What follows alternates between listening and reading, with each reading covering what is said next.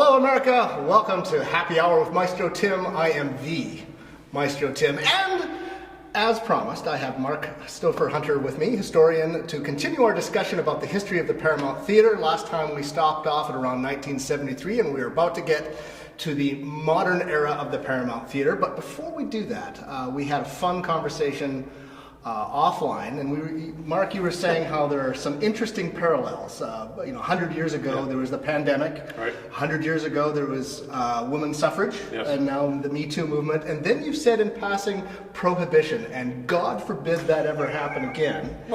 So this has nothing to do with the Paramount, maybe. No. So let's talk a little bit about prohibition as we drink our bourbon. Well, prohibition, of course, was enacted nationwide 100 years ago. But Cedar Rapids, in particular, began a local prohibition of alcoholic beverages 4 years earlier. Cedar Rapids, what is wrong with you? Okay, so why would... we've got a bunch of Czechs in this area. You would think that's so against type. I'm a little befuddled because not only the Czechs, but the German population was here. And there was a lot of beer being made. We had large-scale breweries in Cedar Rapids. And there was an enormous ad campaign to prepare people for prohibition. And if you look at the local newspapers, including the Gazette, in the weeks leading up to January 1st, 1916, in Cedar Rapids, they're telling you to prepare for the inevitable. So were people stockpiling booze? Well, I think so. But my favorite cartoon that they had every Sunday, it was always on Sunday, was they had a picture of what will happen if we don't have prohibition. And it was a picture of all these cartoon men lined up in front of a saloon. And they're all going in the front door. And then, of course, the back door goes into a pit of flames. And the devil is on the roof of the building. But my favorite aspect of the cartoon is that although all the men are going in the front door, there's a small secret side door where a handful of women are going in the side door. Randy Reynolds, I can always count on you, Randy. He's drinking some Iowa Craft Ale. Cheers to you, sir. Yeah. Cheers. But you were also saying that the police had a little bit of got their beak wet there too. They had a little in on the action. There was kind of an understanding that drinking was going to happen, alcoholic consumption was still going to happen in Cedar Rapids, and every place that was a saloon in 1915 magically became a soft drink establishment the following year with the same name. And of course, when Prohibition was lifted, it became taverns. So law enforcement in the historic record talks about they were involved in the consumption of alcoholic beverages during local prohibition. And this was the time period when the Roadhouse and what became the supper clubs really came into proliferation. So places that were way out on the Mount Vernon Road and you mean the Lighthouse? The Lighthouse. Yeah, yes. okay, sure. 1912, 4 years before local prohibition. And that was the culture of the time, was people purposely created these places. They said officially it was because, well, now we have automobiles, so you can travel further to go to more interesting places, but it was really to get out of the reach of the local law enforcement. And the local law enforcement often went to these out-of-the-way places after closing hours. So they were kind of in on it. So it happened, it was kind of an understood, people didn't say things, but things still happened. But it's astonishing that the city of Cedar Rapids had an alcoholic prohibition from January 1st, 1916 until 1933. It's incredible. So incredible. Let me draw this back to the Paramount. So the Paramount opens up in 1923? 28. 28. 28. Okay. Oh, so right in the middle of prohibition. Okay,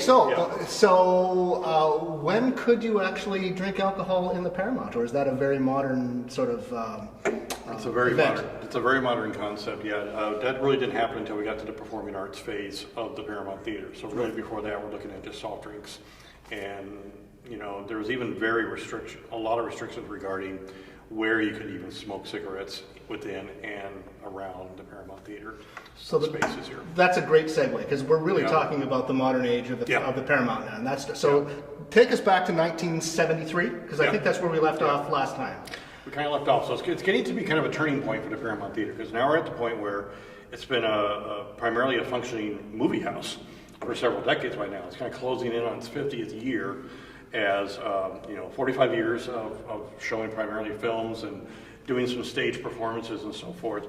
But by the early 1970s, the Paramount Theatre is operated and owned by by Tri-State Theaters, which was kind of a Midwest theater chain. They had recently built the beginning of what would set a pattern for changes to the Paramount Theater. In 1967, they had opened up Cedar Rapids' first suburban indoor movie theater, the Plaza, out at the Lindale area.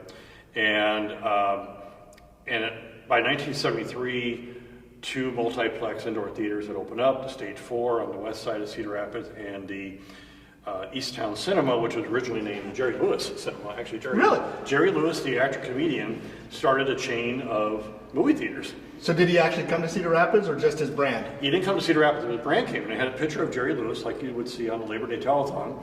And the building that he built for Cedar Rapids was a 2-screen Jerry Lewis Cinema that opened up in early 1973. That building is now the PlayStation. By on Collins Road right there. And then, of course, Stage 4 Theater opened up a couple years earlier in 1971 in a building that is now occupied by the Capri Hospitality College out on the west side of Cedar Rapids. So the suburban theaters meant that there was only going to be a limited life expected for downtown movie houses. Right. They were still going strong. The Paramount was still going strong as a movie house, but 1973 was a year where now we had enough suburban movie screens in 3 locations that it wasn't necessary to keep 3 downtown houses going as movie houses, the Paramount, the Iowa, and the World. And they all had similar seating capacity. They all had similar seating capacity. The Paramount, of course, it's 1,800. 18-ish, yeah. Yeah, the Iowa Theater, which is now Theater Cedar Rapids, its seating had been reduced to about 1,500 after a 1965 remodel. They modernized and upgraded that theater for a Sean Connery Bond film in '65, and the World had considerably less, closer to about 1,200 seats or something. I'm going to pause you right there because Caitlin and Denny are on, and I love it. Everyone sort of like logs on. It's like, this is my drink. I love you guys. That's right. I would like to know what your recipes are. And Denny, you've already told me the story behind your Jim and Honey. So give us your recipe and the story online. And Caitlin, you do the same thing with a mini Nolet's martini. So inquiring minds want to know. Sorry, back to the Paramount. No, that's okay. At the exact same time in history that the future of the Paramount Theater as a movie house is somewhat in question, we have the physical destruction of a block of buildings on First Avenue between 3rd Street and railroad tracks in preparation for a long-planned civic center and performing arts theater complex. Wait, this sounds very similar, because this was the same sort of thing that was being talked about in the aftermath of the flood. Yes. Okay, yes, so yes. So it looked like they wanted to mow down a couple blocks and put this big megaplex of something. Right. Cedar Rapids was looking at the Federal Urban Renewal Program, and they were looking at ways to reinvigorate the downtown in the late 1960s, early 1970s. So they identified several city blocks of the downtown area that they wished to remove older buildings, but in order to get the money to remove the older buildings or to perceived blight, you had to have some sort of a project ready to go in its place. And so one thing that had been desired for a long time in Cedar Rapids, where the orchestra really comes into play for this, is that the city's formal entertainment venue, the largest entertainment indoor venue at the time, was still Veterans Memorial Coliseum on Mays Island. Right. And the largest performing arts space that the Cedar Rapids Symphony was using was Sinclair. Right. Sinclair Auditorium at Coe College. So there was a desire to have increased facilities for the symphony, have a much expanded performing arts venue for the public, and to have something that was more of a civic center arena. This came out, there was a great desire for cities like Cedar Rapids to have entertainment arenas that could seat up to 10,000 people, coming out of the 1960s Beatles rock and roll arena concert era. People just weren't content to have concerts in dance halls. No, it was all about spectacle. It was all about scale. Everything wanted to be big, big, big. Right. Cities like Cedar Rapids realized that if they built a 10,000 seat civic arena, they could fill it on a regular basis, and they just needed to do it.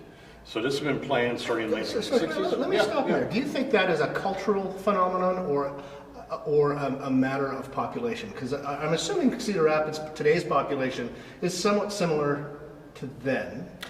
A little bit different. It's a little bit, there's a lot more inner core population in Cedar Rapids these days. So the population has moved somewhat, but there's a lot more people living closer to the downtown core in those days. It was also kind of an attempt to kind of keep the city center vibrant, and looking at new ways to kind of reboot it and recreate it going into the 1970s. So the initial concept was to clear out 2 city blocks from 3rd Street to the railroad tracks for the large arena. There was a planned hotel complex, and then they wanted to build an entirely new performing arts theater. That would be built between the railroad tracks and 5th Street Northeast. There you go. Yep. On the north side of 1st Avenue. And then they realized very quickly that there's never going to be enough parking for all this.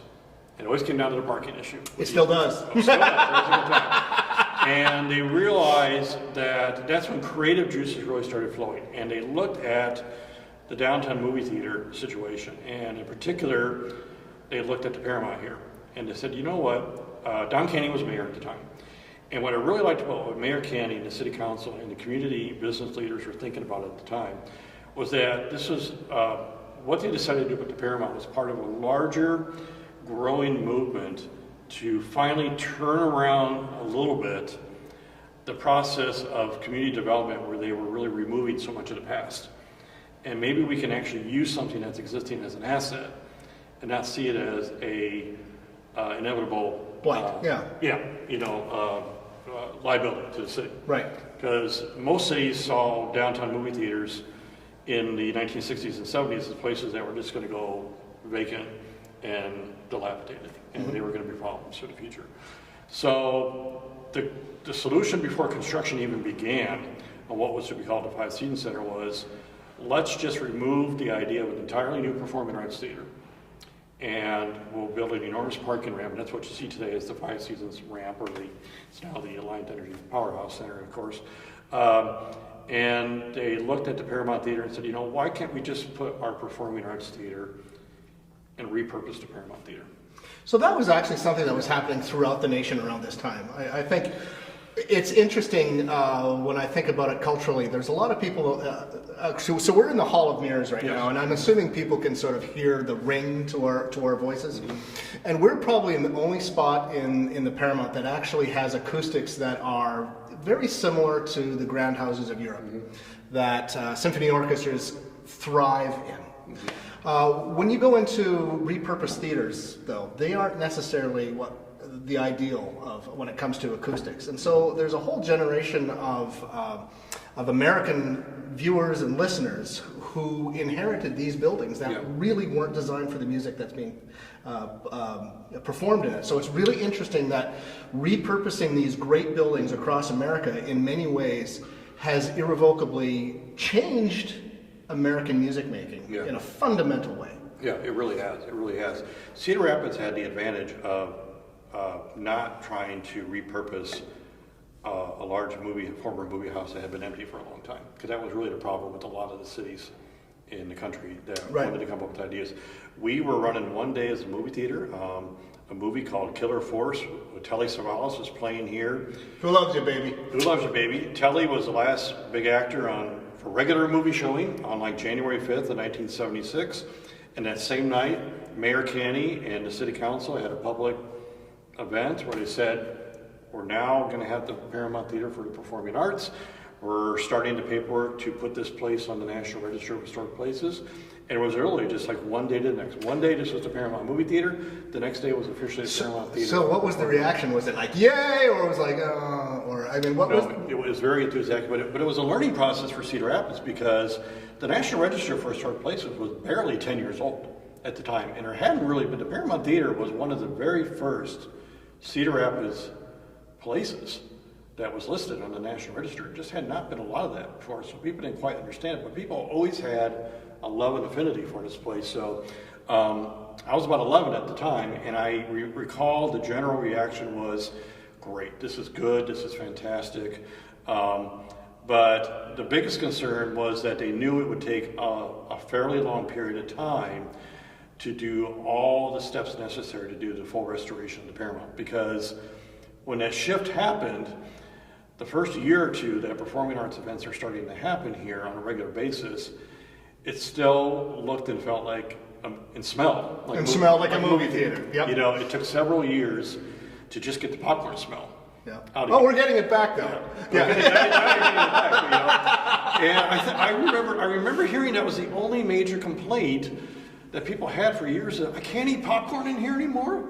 Mm-hmm. They were really, really kind of upset about that. And but no, it seemed like a really great. It was a great creative solution by community leaders to repurpose an existing asset, and people were not upset about the loss of a movie theater because we still had two downtown running. Right. We still had the World. We still had the Iowa, and it didn't seem like anything was really going to change that much for downtown Cedar Rapids. We've got to remember that the first year, 1976, that this was officially the Paramount Theatre for the Performing Arts, downtown was still incredibly vibrant as a retail center. Right. And we were still 3 years away from the creation of the Westdale Mall and the opening of that. And so it was opened, you know, that there just weren't any closed doors downtown. So it really opened at a time that was very pedestrian, heavy traffic anyway down here. So, so it was a little bit of an adjustment, but our older generations in the community, I think, had the best time adapting to the change because they had been the young generation when this theater opened in 1928, and that's when there was almost as much stage shows going on here as there was. Oh, so they actually viewed it as a live performance. So right, yeah. they saw it as kind of a coming full circle. Right. After 45 to 50 years and getting back to the roots of what the Paramount was really meant to be and what it should be for a long period of time. You know, I don't think this is would surprise anybody, but building theaters is hard work and expensive work. Yeah. You know, when we were expanding the Stagehouse after the flood, the amount of concrete that is in this building, it is staggering to think that you could easily replace it. I think that showed a lot of foresight by the city fathers and mothers to realize that, hey, you know what, just tearing down a building like that, I don't think there is enough capital in this area if you were to have to rebuild this building. Yeah. Another reason to keep this building was that the new proposed performing arts theater that was scrapped was going to have it located right next to the railroad tracks. Mm. And we'd already had problems with going to see movies at the Iowa World and other theaters.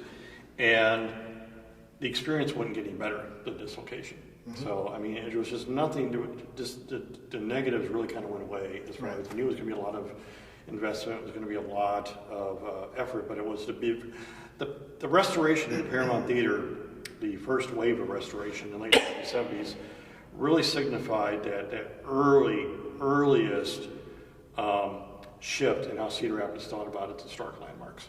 And the Paramount was a great way to set a good example with the community leaders that got involved in the early days. So the modern era of the Paramount is really sort of demarcated by various upgrades and renovations. So what needed to happen in its first renovation to get it from a movie hall to the beginnings of a performance venue?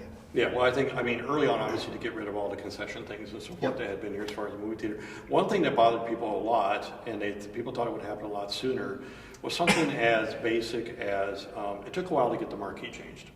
And if you look at the older photographs of the Paramount Theater, and I know we had some of them on here last time too, the Paramount originally had a marquee similar to what we have now. Right. And then they went with the trapezoid in the late 70s, and by the time 1976 came along, 1/4 of the neon didn't work, half the bulbs were broken, the letters were broken, and it just didn't seem, it's like you were seeing a higher caliber of experience on the inside than you were on the outside. But we had to tell people that interior things had to happen first. And so I think just kind of brightening up the interior was a real focus early on.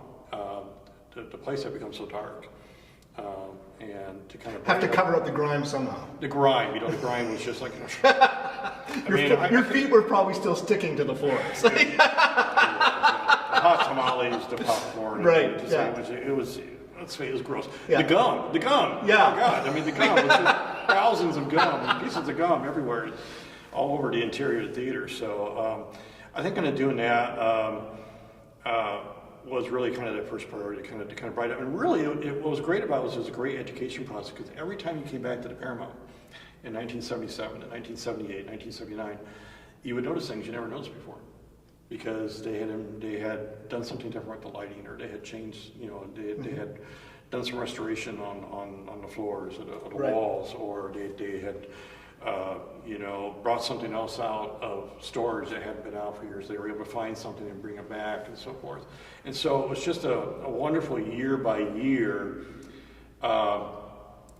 growing kind of a renewed love affair with a place that was so special to people anyway.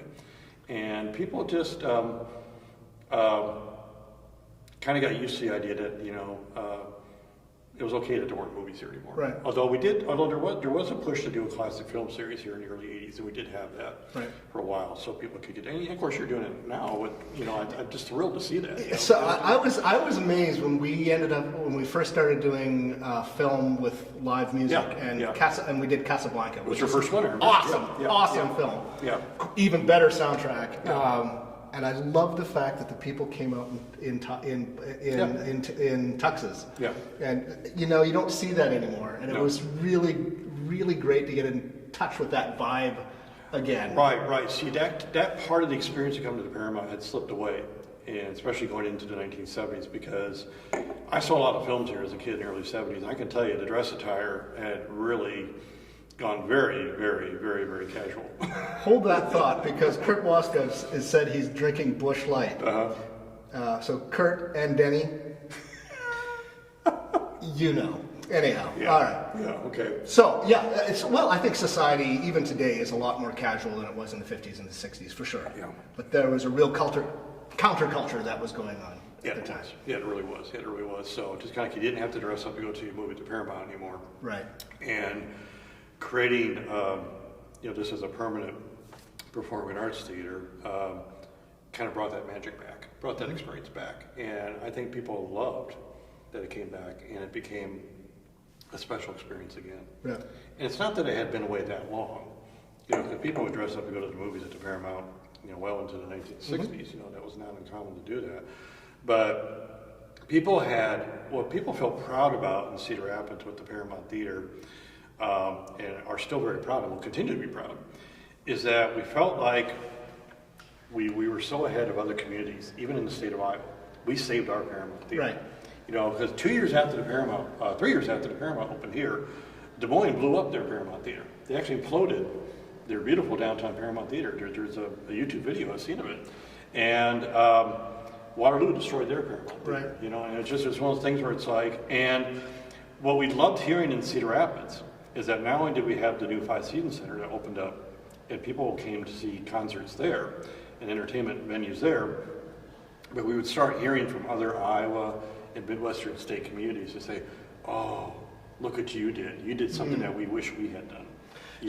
In your profession, though, I mean, you see all these, you know your history, you see all these great buildings, and what I find really interesting, especially in the latest iteration of the Paramount, was this arm wrestle between historical preservation and just modernizing the amenities to bring it up to so that it's still a living, breathing theater. Yeah. Was there that kind of discussion back then as well? A little bit, yeah. There was a little bit. There was a little bit of struggle of that there, but I think a lot of people out there will remember with me that when they changed the decision to allow people to eat in the auditorium again, that was a little nerve-wracking at first, because people had been watching for years how they had been meticulously restoring every square inch of the interior of this jewel. That is still a very big controversy. It's still an issue, and so forth. And they've been told for so many years, you can't eat, you can't drink in there, and so forth.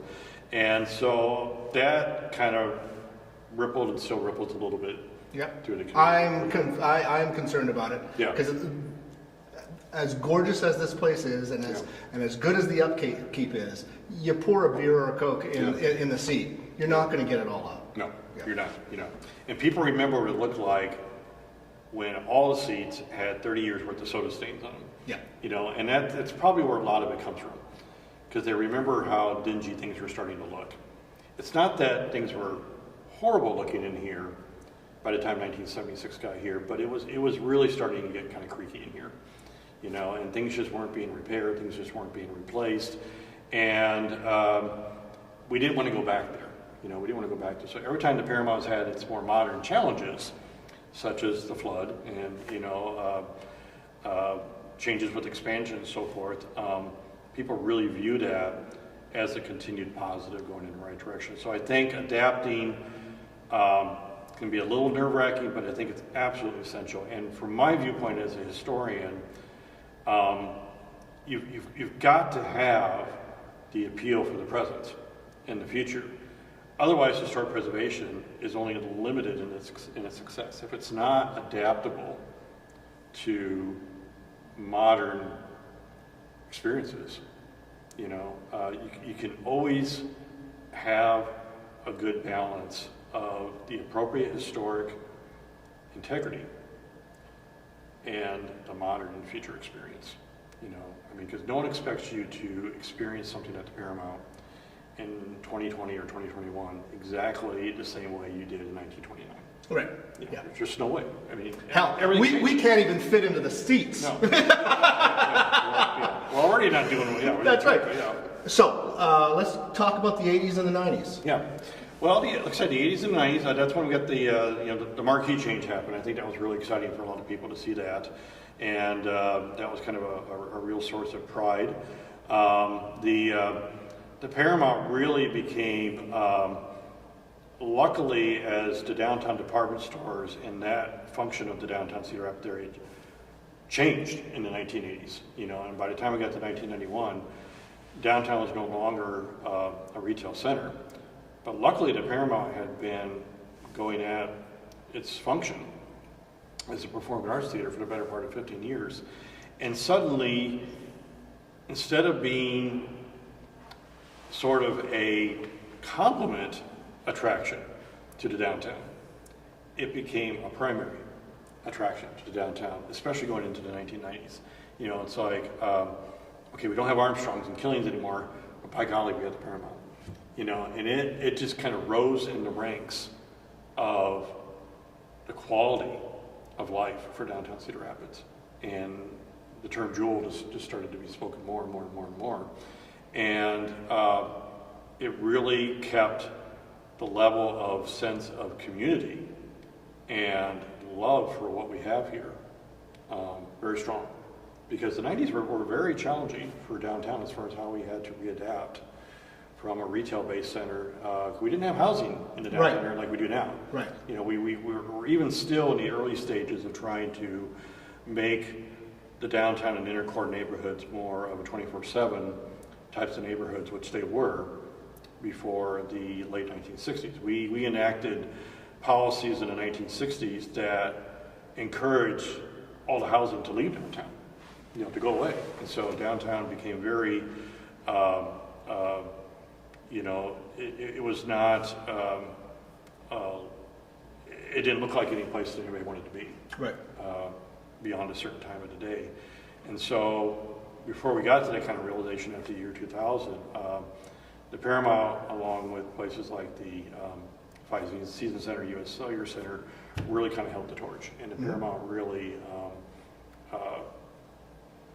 and the more and more types of entertainment we got here, it's like you always knew your favorite act was going to come to the Paramount sooner or later. And people were just so happy with the orchestra. You know, the orchestra just knowing that they're always going to be here. They're always going to be a permanent presence here, and the stability that provided for not just the downtown area, but for the entire community. So that really got cemented in the 1980s, in the 1990s. So to the point where it was so loved, this place was so loved, and so much more appreciated than it had ever been in its life, probably since the day it opened, that led to the positive energy that really led towards the expansion and renovation work that we did in 2003 and 2004, you know, for its 75th anniversary. Yeah, so talk about that particular renovation, because now that is an extension of my original point of having a historical structure that needs to be upgraded in terms of its performance capabilities. Right, exactly. So, you know, and that tied into with the renovations that happened after the 2008 flood, because those two combined directly addressed a lot of the criticism. If the Paramount Theater got criticism, it actually came a lot from the performers that came here and the traveling shows and so forth. Like here, it's like you didn't have a stage that was deep enough. You didn't have Stage size is a huge issue. Yeah, it's a huge issue and so forth. And and then to come up with the creative solution after the flood in particular it's a simple case of just remove the city alley, right. And expand it, and so forth. And I just think that was really, really important. But all along the way, the 2004 and the post-2008 renovations were always done with the intense sensitivity for the historic integrity of this building. I mean, it's like you're gonna make the improvements. It's actually going to be a very modern, functioning facility. But you're not going to know it at the first glance. Right. You're not going to know it at the first glance. And that's a great challenge with these types of places, particularly theaters, particular places where you have large amounts of people coming to and they expect a certain experience, is that you're really going to have to put them in places where people can't see them, but they know they're there because the experience is improved. The experience is improved. You've got to continually improve and challenge your audience to keep them coming back. So one thing I didn't really appreciate when I first got here, I came in 2006, right, on the heels of the very new after the very new. So I knew there were renovations. I didn't know the history behind it. I didn't know how recent it was. Right.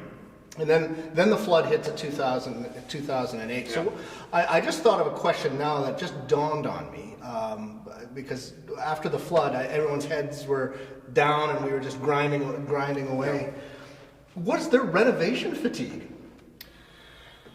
I mean, we're enjoying this facility now. It's unbelievable. Yeah. And it had to be done because of the flood. But I wonder if people were thinking, oh God, not again. I didn't get that impression, and not as much as you may have had or may have heard about. From my impression after the flood, I know certainly my reaction after the flood of 2008 was, and from the hundreds of people I talked to and heard from right after the 2008 flood, the number one concern that everyone had in the community was, by and large, pretty much the Paramount Theater. Yeah. It was pretty much the Paramount Theater, and what's going to happen to it? Because there was talk about taking a wrecking ball to it. There was some talk about doing that. Which really just blows me away, because it had all this goodwill, all this history, all this community pride. But I mean, we came this close. We came this close. There was public, there was a public statement made about what if we propose to just tear it down and build a new performing arts theater, very similar into what we were trying to do initially in the early 1970s. Right. The language was very similar.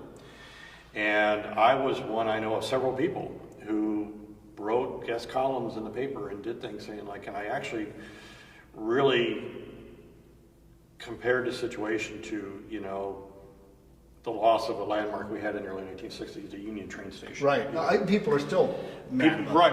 And I had always felt as a historian, and by the time 2008 came along, I had gotten a good sense of which types of historic places, if they were destroyed and removed when there was an ability to not do so, which places would get the same type of emotional response that we still get from the 1961 demolition of Union Depot in downtown Cedar Rapids. And I still, to this day, after 25 to 30 years of being a historian, I can't do one presentation without getting a complaint about the train station. So I knew the Paramount Theater was in the same caliber. Right. It was absolutely in the same caliber. And I said that a lot, and a lot of other people said the same thing. In the months following the June 2008 flood, I said, if we don't go in the direction of bringing the Paramount back, we're going to regret it for decades to come, and we're going to complain about it, its loss, as long as we're complaining about the train station. Yeah. I was absolutely certain about that. So that would affect the overall mood of the community.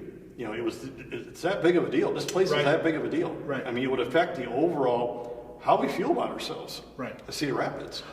I know the orchestra Yeah. would not have No. existed. No. I mean, we were. I remember as the Paramount was dark and we were doing our best to try and stay alive. We were hemorrhaging audience because we had to go everywhere to find a space.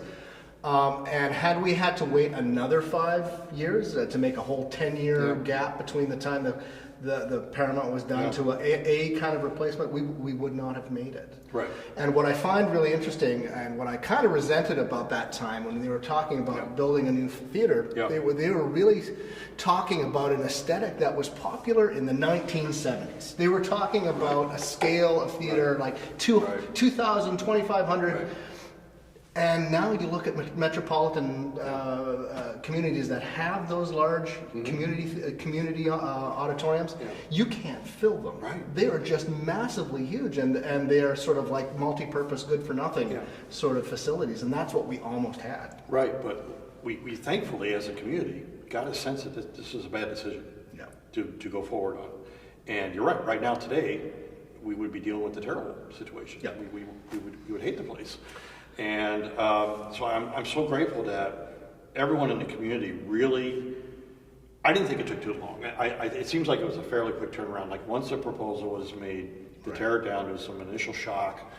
And then right away, I think people just said, no, we aren't going to go that way. We aren't going to go. Because I don't think the community would have forgave itself. No. You know, there was this question of, can you forgive yourself as a community? And I put it to the argument of like, the community felt completely helpless in regards to Union Station in 1961. They felt completely helpless in the fate of that building. And I and many others in the community, many others in the community said, all of us can really have an impact this time. And that came, and as you know, it came from anyone, kids who donated pennies and dollars, and everybody who really loved the Paramount. We all had a stake in this, and we all were going to be capable this time. It wasn't going to be another Union Station. We're going to have a role to play. It was interesting though, because it was like an elastic. Because I mean, for every reaction, for every action, there is a reaction. Yeah. And I remember, I mean, there were some things like, for example, just off just off camera here is the entrance to Opus.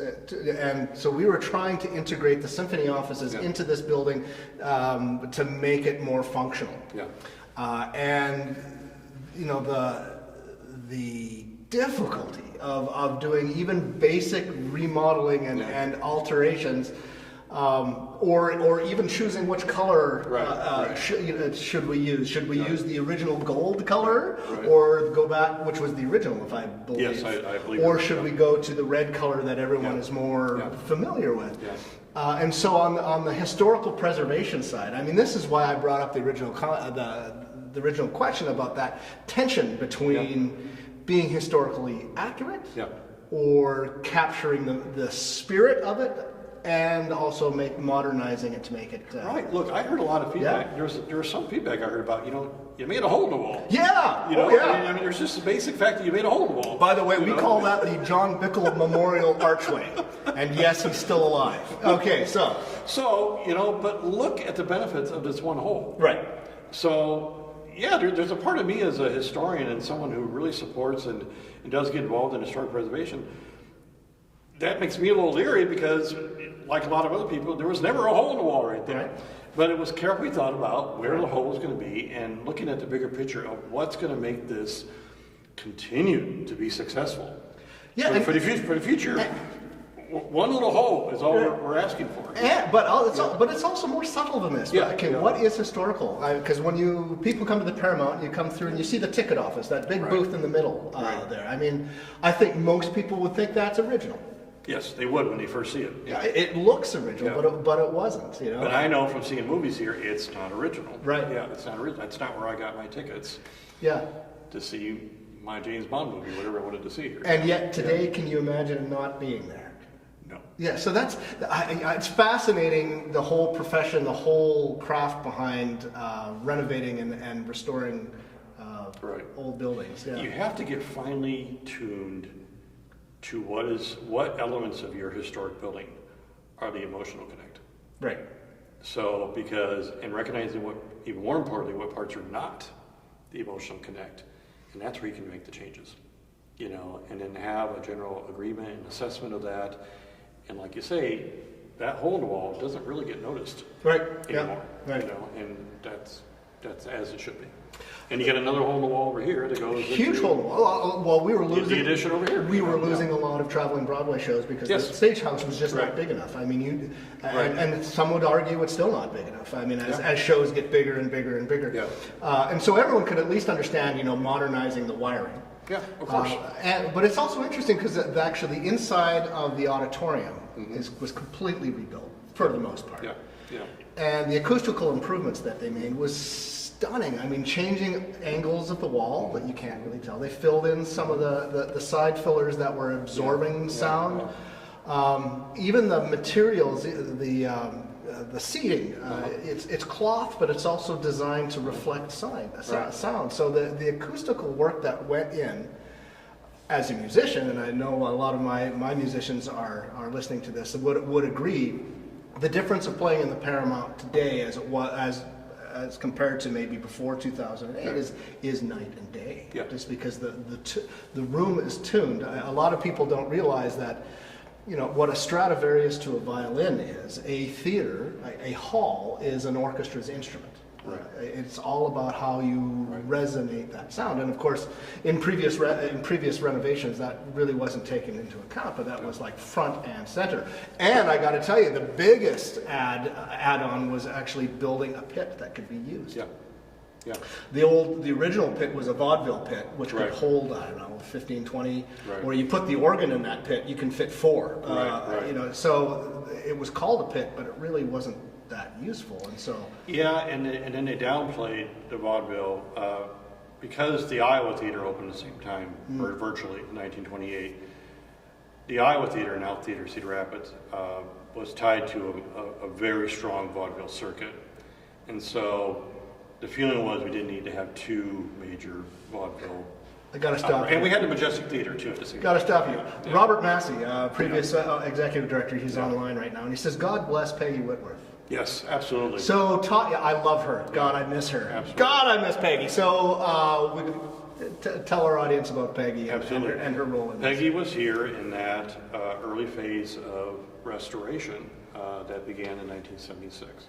So she got involved very early on, and of course she was still involved with the post-2008 flood renovation restoration. So, there are many people involved over time.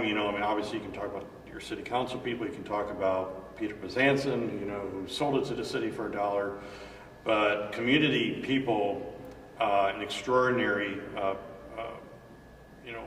women like Peggy Whitworth really were the ones that kept the front and center, and the great thing that Peggy also did, not only for the Paramount, but also with Bruce Moore, she really just was an early promoter and educator of historic preservation in Cedar Rapids, and what it meant, and that it was okay and it was meaningful to have historic preservation in Cedar Rapids. And I think she and everyone felt like the Paramount Theater is a great way to demonstrate that early on. But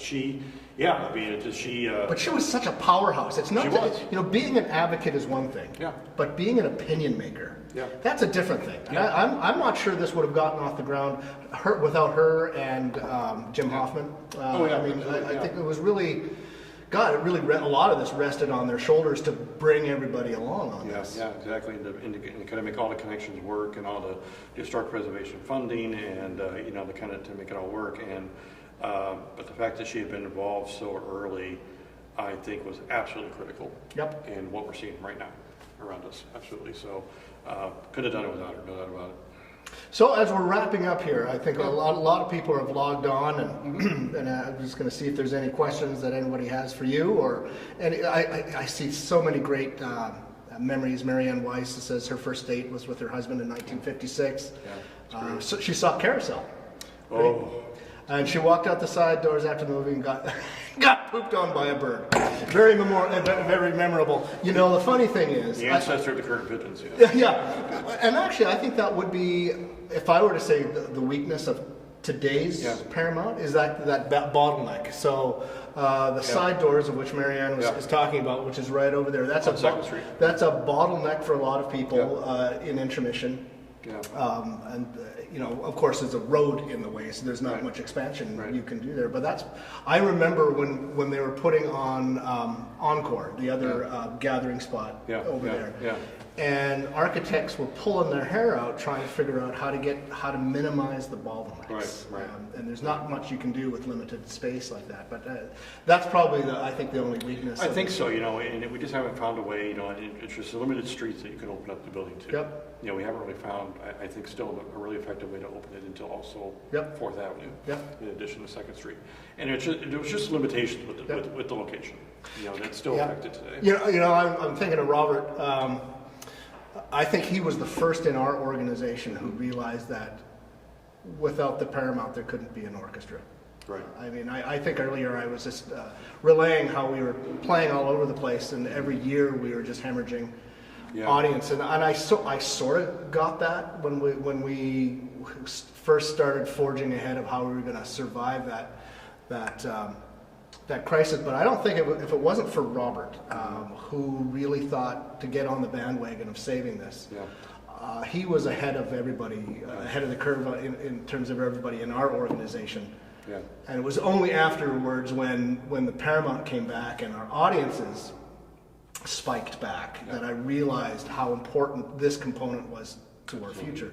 What surprised me, and actually I've been talking about this lately as we're trying to get through the pandemic, people are saying, so our audience, when we have a vaccine and everything's back, is our audience is going to come back quickly, or are they going to come back slowly? I have no idea about that. If the pandemic were to end tomorrow, what surprised me in the aftermath of the flood is that there was a tremendous hunger for this building. And you saw everything spike. And I expected it to spike and plateau and slowly decline. What surprised me about this community is that it spiked and flattened all too quickly. Did that surprise you at all? A little bit. Yeah, a little bit. But going forward, we don't know. We don't know. We're in a historic precedent right now, so we don't know what's going to happen. The history still marches on. So the funny thing was, last time I interviewed you was the day before the Durate show. I can't believe it. Or the week before the It was the really, Durate it was show. like right before it, and you and I had no idea what was coming. No idea, and then all of a sudden the winds hit and everything was destroyed next door, and so now you've bookended this to come back because our facilities are almost back to normal, not quite. Ed, who's just sitting over there, is like worked like a madman trying to get our facilities back online. But it's interesting that the drumbeat of history still marches on. And so, Mark, I want to thank you for joining me. And geez, at this rate, I might have to have you back in about 6 months because I can't take any more history. They just seem to be going by too fast now. It's definitely easier to talk about it than to go through it constantly. I will say that. So, without a doubt. Thank you for the opportunity to really share this with the community as well. I really appreciate it. Listen, I appreciate it. The orchestra appreciates it because each and every one of our concerts, we benefit from the history that came before us. We are incredibly lucky to play in this facility. God willing, from my lips to God's ears, we're going to be there again shortly, sooner than later. But I want to thank you. I want to thank our audience. And if you like this episode, please Venmo us. And keep on donating to the orchestra. We're going to need it. We really are going to need it in the next 6 months. We're seeing the light at the end of the tunnel with the latest news about a vaccine, but in all honesty, that doesn't mean things are going to change here in the near future. So can't do this without you. So Mark, thank you very much. Thank you very much. And Ed, why don't you take us out with a little bit more of Steve Shandley's theme called Tim Time.